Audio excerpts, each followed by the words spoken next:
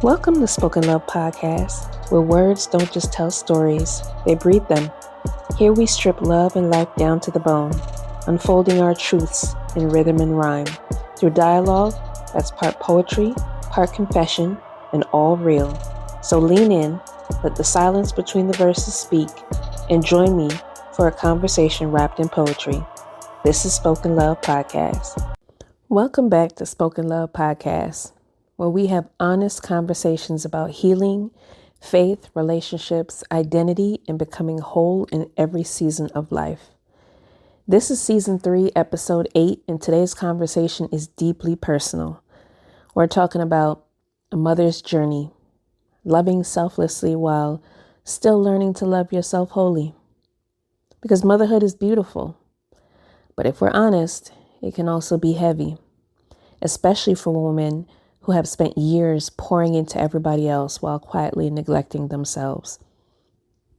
And I think many mothers, especially Black mothers, know what it feels like to love everybody deeply while still struggling to fully love themselves.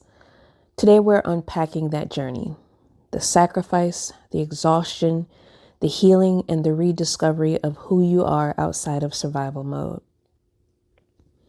Let me speak from my heart for a minute. There was a season in motherhood where I became so focused on being everything for my child that I stopped asking myself who I was becoming. I knew how to provide. I knew how to protect.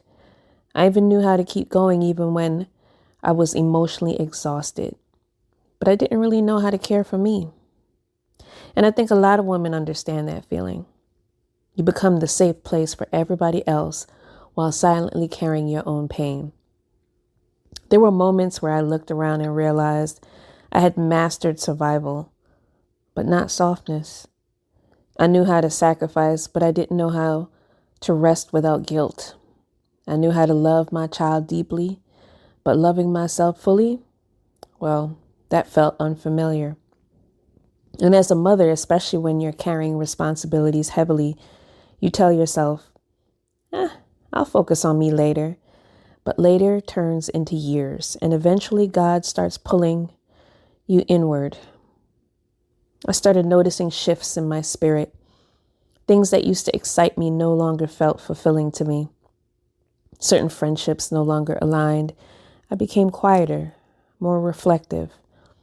And honestly, at times it felt lonely.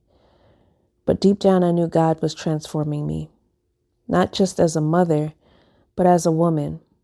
And one thing I've learned is this: your children deserve a healed version of you too. Not a perfect version, but a whole version.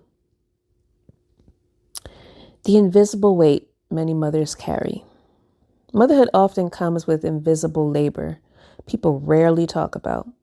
The emotional labor, the mental load, the constant responsibility, especially for African American women. Many Black women were raised believing strength was survival. So even when you're tired, you keep going. Even when you're hurting, you keep showing up.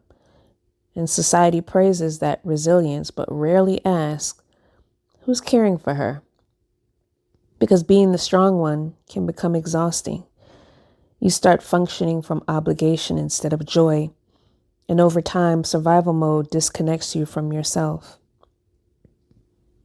I would say one thing motherhood taught me is this: God never called women to disappear inside of caregiving. In Psalms 139:14, it says, I praise you because I am fearfully and wonderfully made. That verse wasn't written only for the version of you before motherhood. It still applies now. You still matter. Your soul still matters. Your healing still matters. And in Mark 12:31, Jesus says, love your neighbor as yourself. But many women struggle with the second part, loving themselves. Because self-love feels foreign when you've spent years pouring outward. A lot of women truly struggle to love themselves fully. Let's have an honest conversation. Many women carry wounds from rejection, abandonment, toxic relationships, financial pressure, emotional burnout, even feeling unseen. And motherhood sometimes magnifies those wounds because you become so focused on nurturing others that you start believing your value is tied only to what you do for people. But your worth is not found in constant sacrifice. Your worth was established by God long before you became a mother. And healing begins when you stop seeing yourself as only useful and start seeing yourself as worthy of care too. The next part is important. Healing is part of your children's inheritance. When you heal, your children benefit too, because children absorb what they witness. If they only see exhaustion, self-neglect, and emotional suppression, they grow up normalizing that pattern. But when they see healthy boundaries, emotional honesty, rest, self-respect, faith, and healing, they learn those things are possible for them too. Your healing changes generations, and that's powerful. To every mother listening, you're allowed to be nurturing and still need nurturing yourself. You're allowed to love your children deeply while still learning how to love yourself more.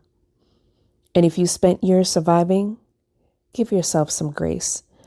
God sees the parts of you nobody else notices.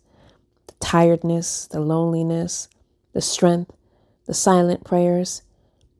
And maybe this season of your life is not just about raising your children. Maybe God is also raising you, healing you, restoring you, teaching you that you are worthy of the same love you are freely giving away. Thank you for listening to Season 3, Episode 8 of the Spoken Love Podcast. Until next time, take care of your heart too, because the woman behind the mother matters. And just like that, another chapter closes, but the story of love and life never really ends. If these words moved you, share them, carry them, live them out loud.